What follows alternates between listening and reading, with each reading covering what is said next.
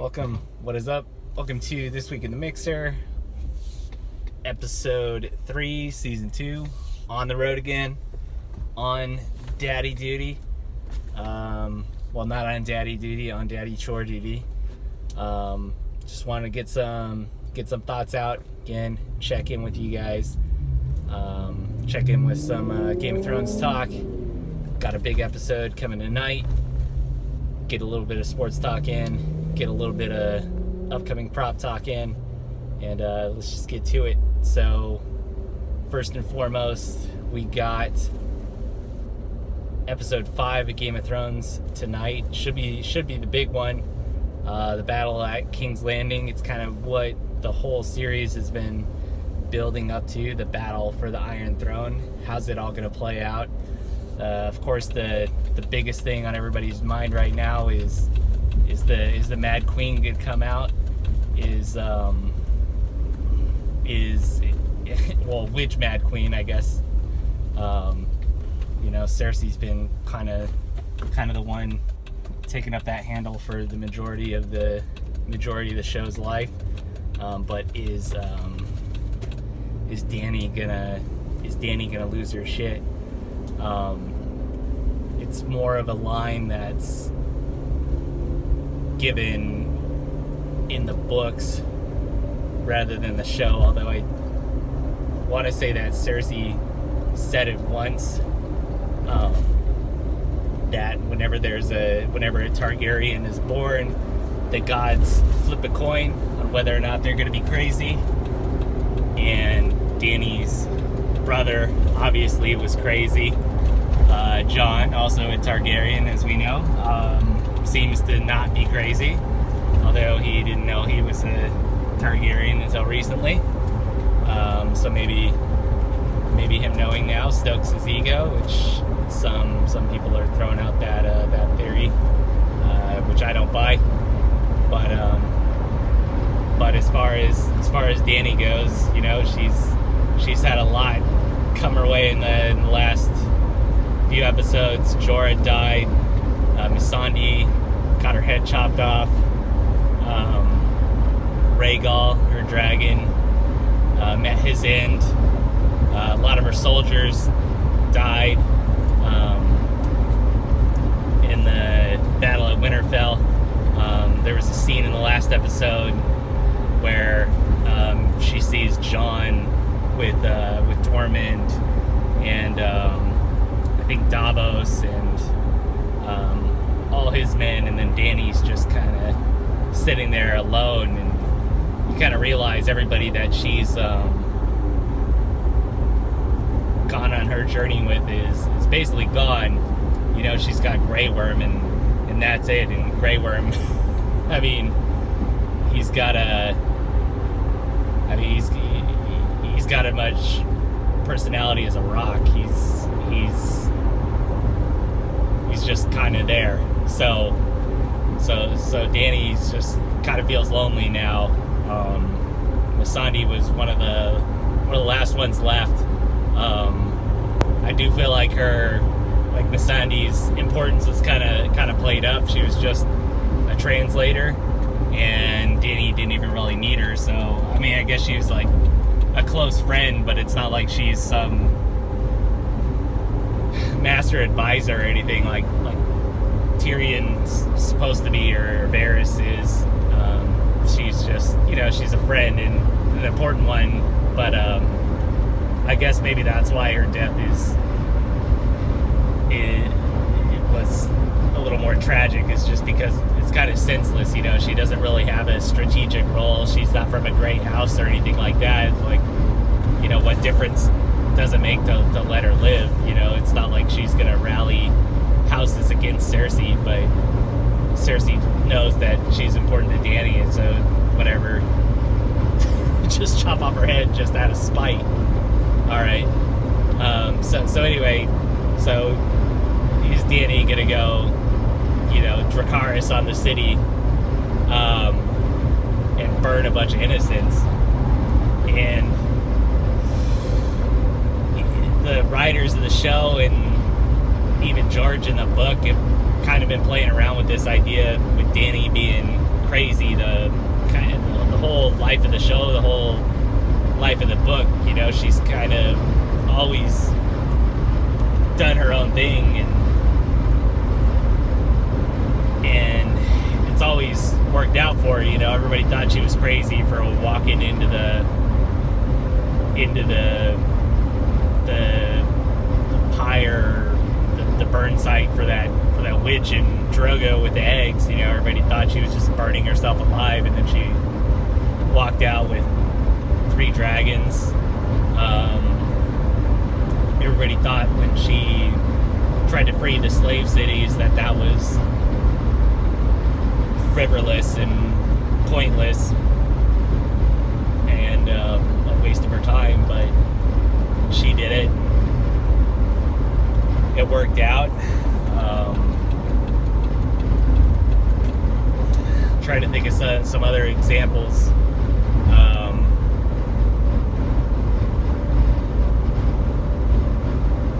But you know, even climbing up on, well, I guess she kind of climbing up on Drogon's back was kind of a spur of the moment thing. But I guess keeping the dragons alive, like Jorah kind of did advise that they're wild animals that can't be tamed, and you know, she raised them and was able to control them for the most part.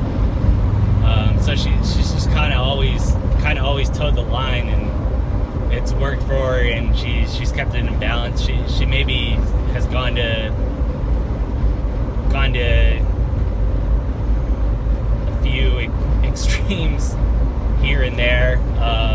You know, crucifying the slave masters in whatever city that was. I think it was Astapor or whatever. It was a little excessive, but you know, those people were kind of terrible individuals, so nobody cares about that. Now, you know, she's talking about flaming innocence with and kind of more importantly, I think the main issue right now is come on, asshole, let me over. The main issue is endangering Drogon's life by attacking the city and against all those ballistas, putting him at risk to taking an arrow. And I mean, I guess her as well, but you know, I think if she does go try to flame the city, Drogon would die. And you know, what is Dany without Drogon? Even if she does win the Iron Throne, like what makes, I guess not necessarily what makes her special besides her name, but you know, her legacy is just that she sacrificed everything to win the Iron Throne. You know, she sacrificed all her soldiers, all the people who got her there. You know, sacrificed all the Dothraki, all the slaves all the Unsullied that she freed,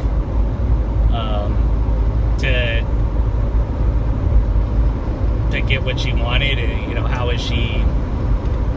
I don't know. How is she any better than any other tyrant who, you know, steps on the shoulders and heads of other people to get what they want? So you know, what kind of story does that tell? So I don't know what they're gonna do. I keep thinking that she's gonna get to a point. I thought it was gonna happen at the Battle of Winterfell, where she was gonna have to make that choice. Is she gonna sacrifice everything to get what she wants? And I think she was going to make the right decision, and it was going to cost her life, basically, and then Jon would take over. I think it would be a much more tragic story if you know, if she does decide to sacrifice everything. You know, maybe she does sacrifice Drogon and even Jon to get what she wants. and maybe she becomes a good queen, but she's depressed. I could see that being a good Game of Thrones ending. Like, yeah, everybody kind of got what they wanted with Dany ruling, but at what price? So I guess if I had to say, George has said that it's going to be a bittersweet ending, so I still lean the way that Dany eventually, however it plays out, she makes the right decision and sacrifices herself so that Jon or whoever can rule, and it costs her life in the process. I don't have any specifics, ideas on how that plays out.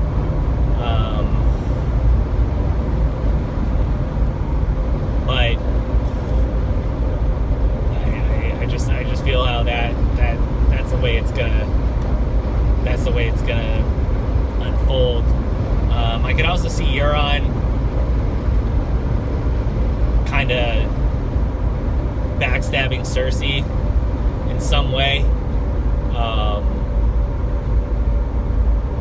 because I think he was tipped off by Tyrion that Cersei's baby is not his,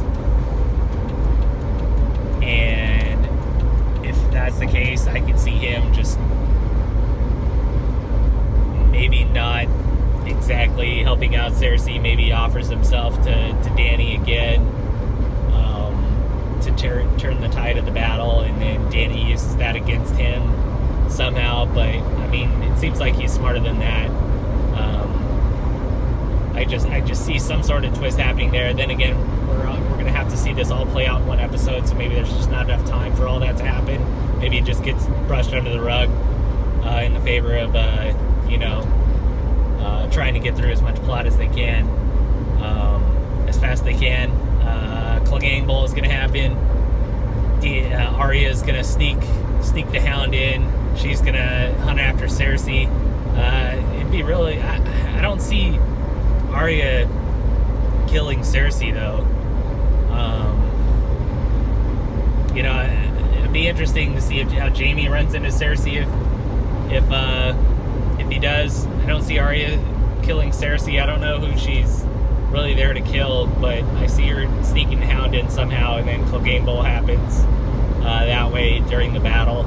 It'll be a nice cutscene, kind of like how Arya's cutscene against the kind of creeping White Walkers in the Battle of Winterfell, a la the Velociraptor scene in Jurassic Park. I think that'll be the Clegane Bowl. It'll happen somewhere mid-episode. It'll just be a cutscene from the main battle, which will be awesome.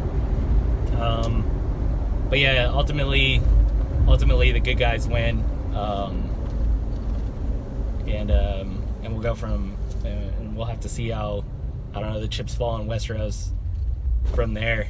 But I'm pumped. So that's enough of the Game of Thrones talk. Let's get into a little sports talk. We got, I'm way behind on my fantasy football prep. Jeff said he did his second MFL 10. I'm gonna have to get on that.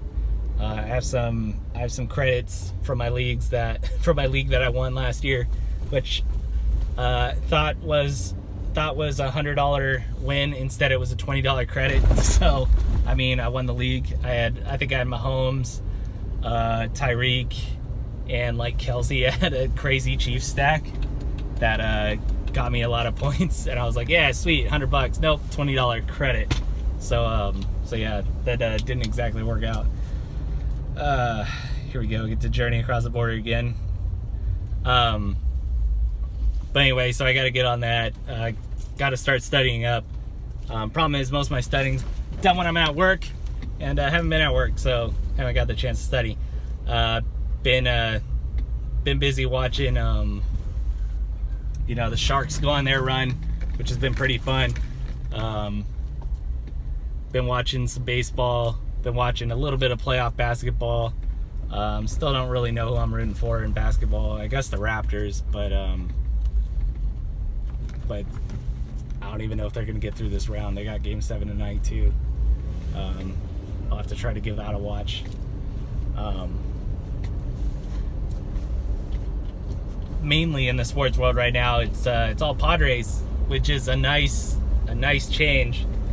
We got another quick 2-game series against the Dodgers coming up. The Aria Cup Part 2.